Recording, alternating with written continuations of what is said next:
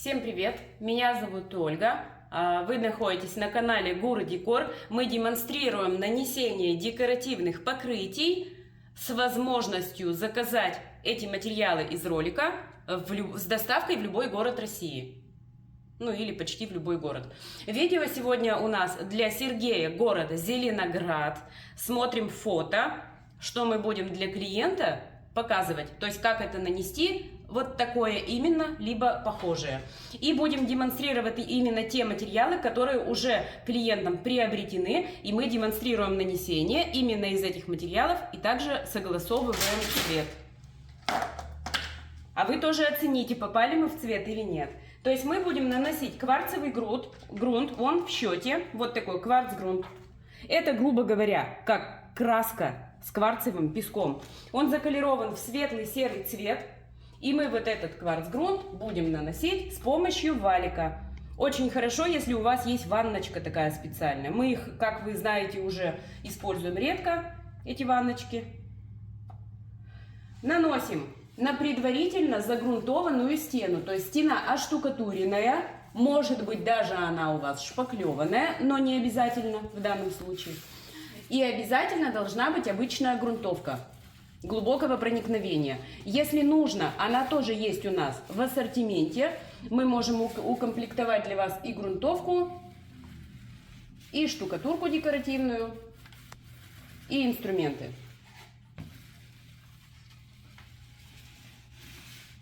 Наносим с помощью валика, раскатываем. Если где-то есть небольшие непрокрасы, то в данном случае это не критично.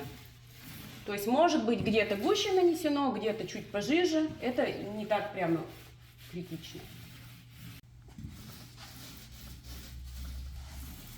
Тут особо говорить нечего. Мы кварц-грунт наносим почти в каждом ролике. Поэтому просто наносим и даем ему высохнуть. Могу сказать еще, что кварц-грунт в данном случае не является обязательным покрытием. Он для того, чтобы выровнять цвет стены, сделать его более однородным, и чтобы, если поверхность гладкая, то создать на ней вот такую вот шероховатость. То есть удобное нанесение будет в последующем.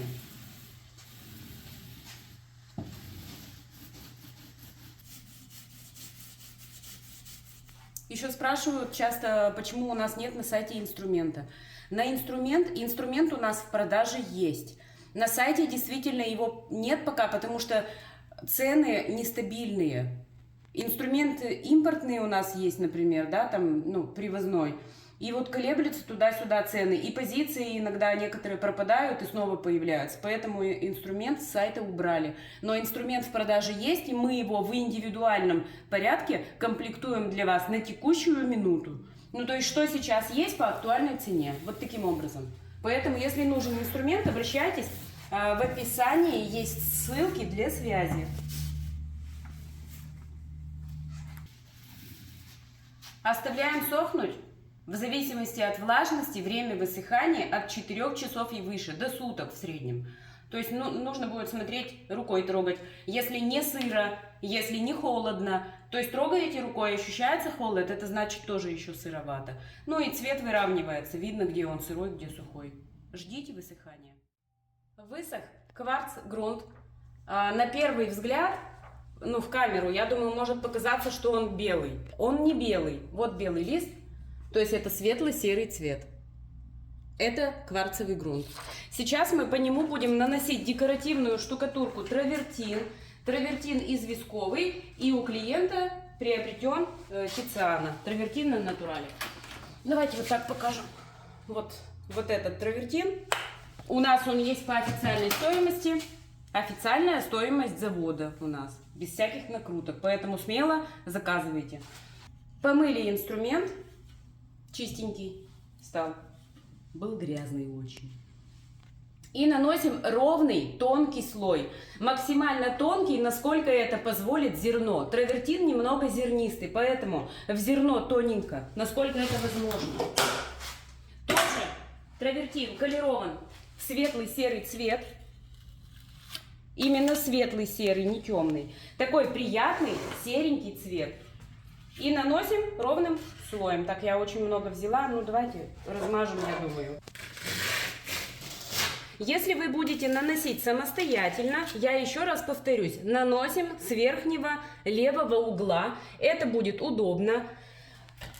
Не снизу, а именно сверху. И вот прям тонко в зерно. Чем толще слой, тем выше расход. Вы это для себя должны понимать. Не нужно толстые слои накладывать. У вас заложен определенный расход. То есть девочки вам посчитали.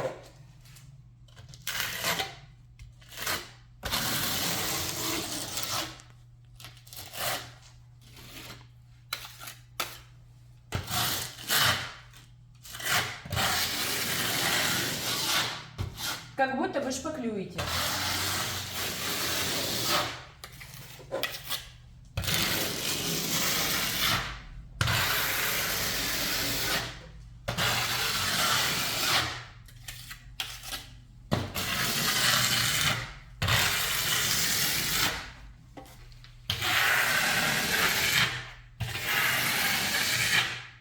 Ваша цель не создать какую-то фактуру или какой-то рисунок создать, а просто тонко нанести.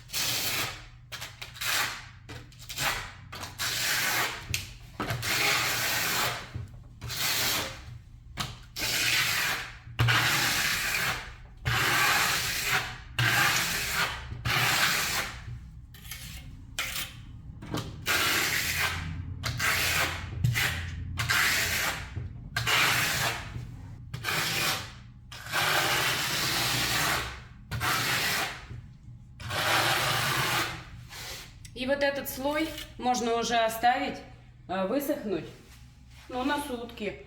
У вас, грубо говоря, 40 квадратных метров, и если вы будете делать сами, не имея опыта, то весь день вы пробарабаетесь с этими стенами все равно. Ну, как уж не крути. Поэтому ждем высыхания и продолжим. После высыхания вот этого слоя можно с помощью кельмы счистить какие-то излишки. Ну, где-то там, вот, видите, вот. Вот.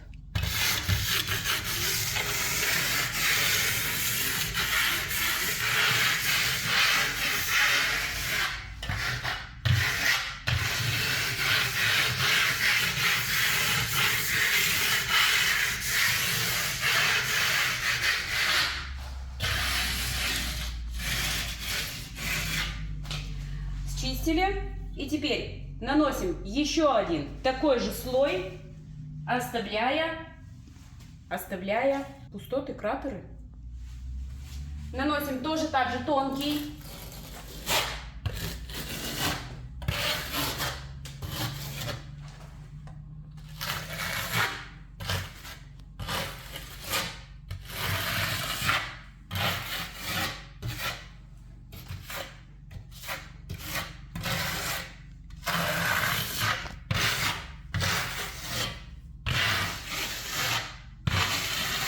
Вот эта верхняя часть, она должна быть гладкая.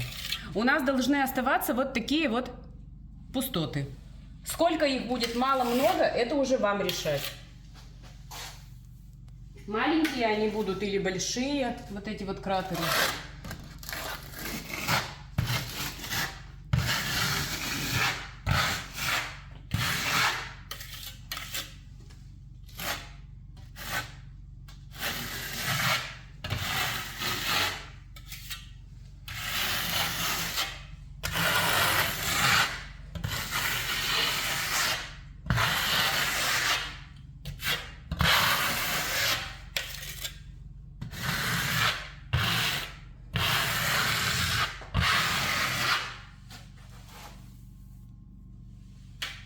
Вы должны нанести такой же тонкий слой, оставляя пустые места.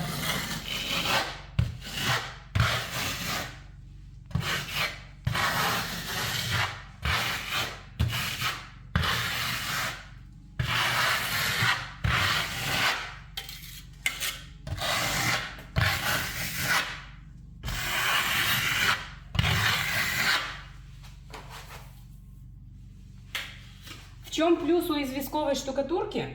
С ней можно дольше работать, то есть она более удобная в работе, засыхает медленнее, чем акриловая.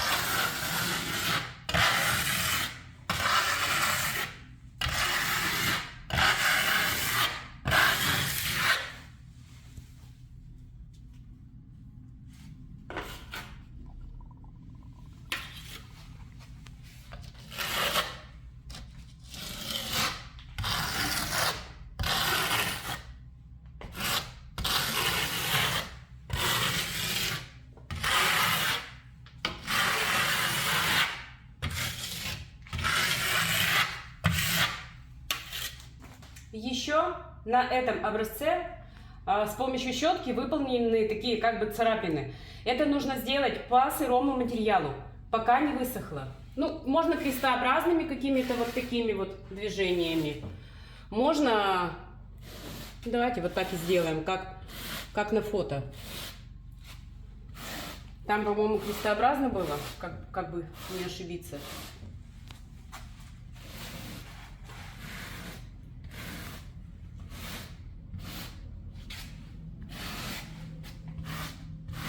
Их можно и не выполнять на самом деле, но если так клиенту понравилось, то пусть будет.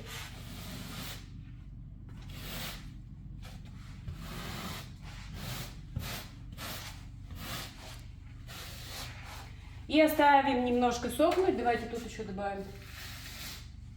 И вот тут. Оставим подсохнуть минут на 10-15. И вернемся еще раз к нему. Можно уже ее приглаживать, штукатурку ее. Это штукатурку. Так, кельмой держим как удобно. Можно срезать верхние края вот так, верхние вот эти частицы. А можно плоскостью вот так. Смотрите, как вам будет удобнее. Вот в таком полусыром состоянии штукатурка декоративная еще может поддаваться изменениям. Например, вот это еще можно даже прижать, то есть уменьшить количество полос. Видно? Здесь вот много, здесь мало. Можно вообще даже, если нужно, то и вообще удалить. Ну, то есть уменьшается, кто видит.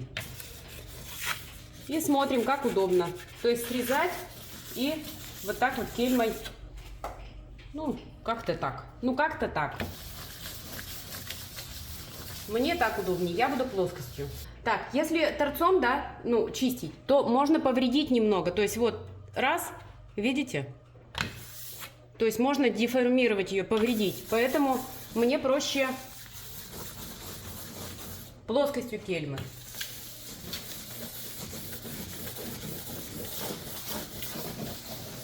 У нас верхняя поверхность становится более гладкая.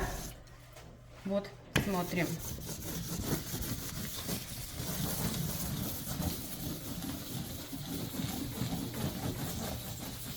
Напомню, что штукатурка не досохла.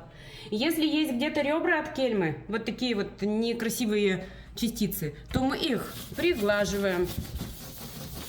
Так как штукатурка еще сырая, можно ее поправить.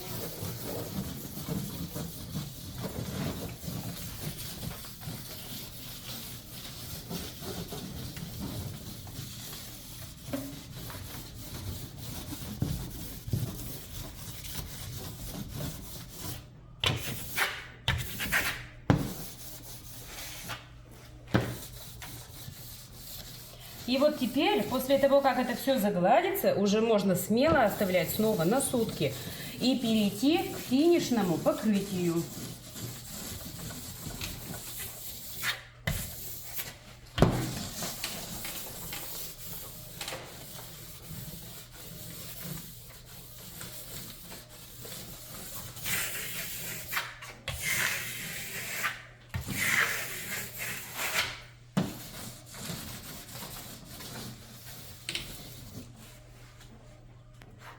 Ждем полного высыхания. После высыхания декоративной штукатурки нам нужно придать ей цвет, дополнительный эффект. И у вас в счете колерованный воск. Но прежде чем наносить колерованный воск, я бы рекомендовала сначала прозрачным или воском, тем же разбавленным водой, или лаком покрыть предварительно. Перед отправкой товара мы с вами согласуем, как мы будем с вами поступать. То есть мы вам напишем и что-то решим. Вот смотрите, воск, вот этот, я разбавила, ну, чуть ли не в 2 раза водой. Он даже густоты не потерял. Он как был густой, так и остался. Нам нужно просто запечатать впитываемость, что ли, чтобы меньше была. Чтобы в дальнейшем цветовое нанесение было легче. Мы сейчас прозрачным просто покроем, как будто бы лаком. С помощью валика разбавленный воск я наношу сейчас.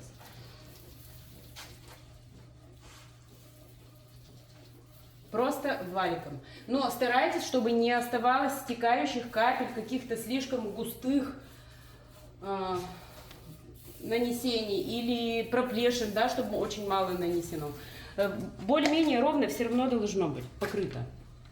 Более-менее ровно.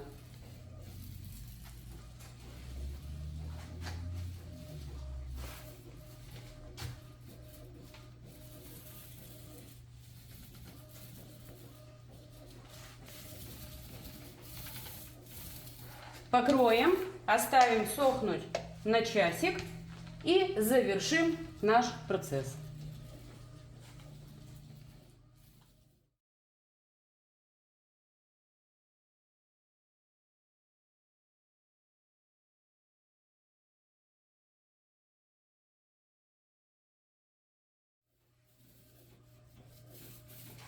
Покрыли, на часик оставим.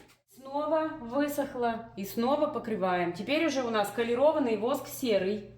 Так, в чем у воска есть такая деталь?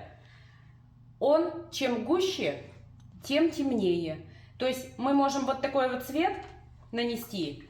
И если он вот в этих вот кратерах и в этих вот линиях будет густо, то он будет здесь темный. А вот в этих вот местах можно его растушевать до полупрозрачного, вообще светлого состояния. Покроем с помощью валика. Воск у нас темнее, чем штукатурка. Большими участками не покрывайте. Вам нужно, чтобы можно было его снять с верхов. Сейчас покажу.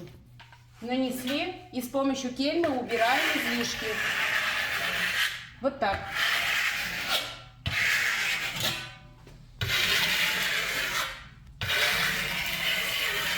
Можно это делать с помощью кельмы. А если хотите еще светлее, то можно еще и губку добавить. Губку добавить можно влажненькую, например. И вот так вот растушевывать. Светлей, светлей, светлей. То есть смотрите, как вам будет, вот видно, да, эффект? В углублениях темный воск, а верхушки подснимаем. Не допускайте, чтобы оставались механизированные следы от губки или от кельмы. То есть поверхность должна выглядеть однородно. Так, растушевали, снова покрываем без остановки, небольшими участками.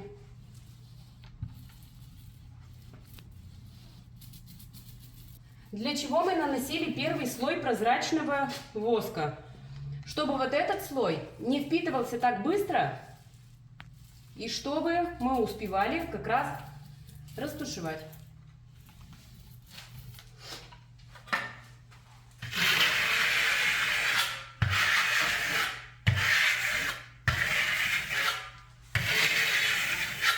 Без губки мы уже теперь не обойдемся, потому что мы начали с губкой.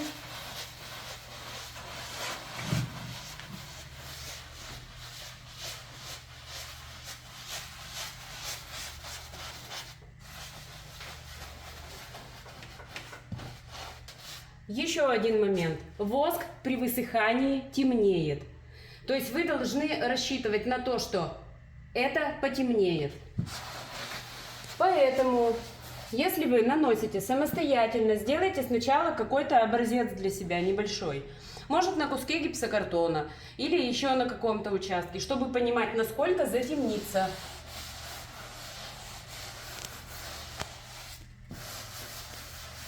Чтоб не получилось «ой».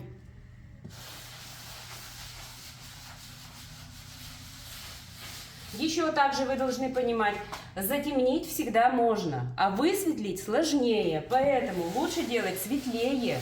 И если нужно добавлять, то потом добавить по второму кругу. Покрываем также небольшими участками, как и наносим штукатурку декоративную.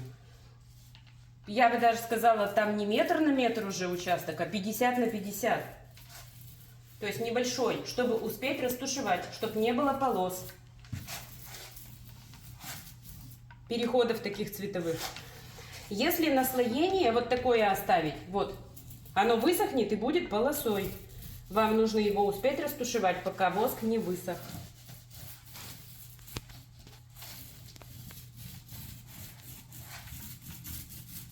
Сразу губку возьму. Кельма нам уже ни к чему.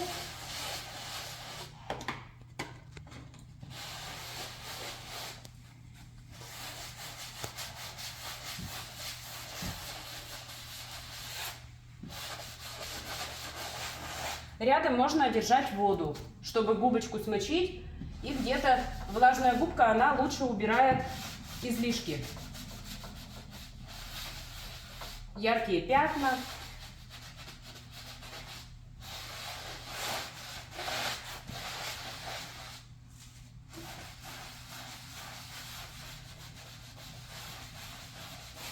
Чем меньше вы давите на губку, тем меньше остается механических следов. Если сильно давить, обязательно остаются следы.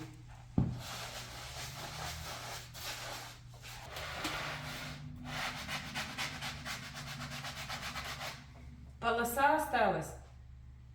Я добавлю сюда немного еще серого воска и ее растяну. Полоса, видите, какая?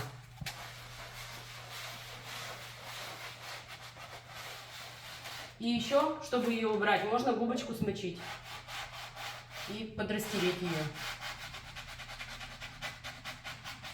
Очень большой был здесь наплыв. Так, ну с полосой справились.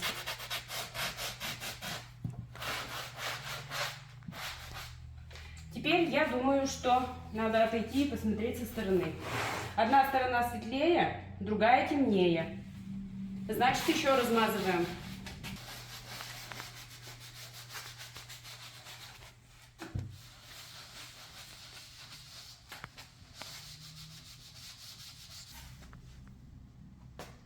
Это все. Так, что пожелания какие? Не отходите от этой стены. Вот вы покрываете воском колерованным. Не отходите от нее, если она вам не нравится. Доделайте ее до конца, либо ее смойте до максимально светлого состояния. Не рассчитывайте на то, что если у вас сейчас есть пятна, что вы завтра придете и поправите. Не рассчитывайте на это. Делайте сейчас, пока он сырой.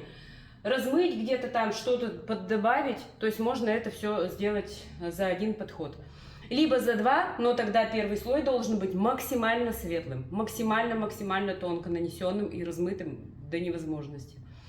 Если понравилось видео, ставьте лайк, подписывайтесь на наш канал и заказывайте у нас декоративные штукатурки. Мы поможем вам с выбором, все с вами обсудим, согласуем, рассчитаем, отправим, упакуем, все надежно. качественно. И пока.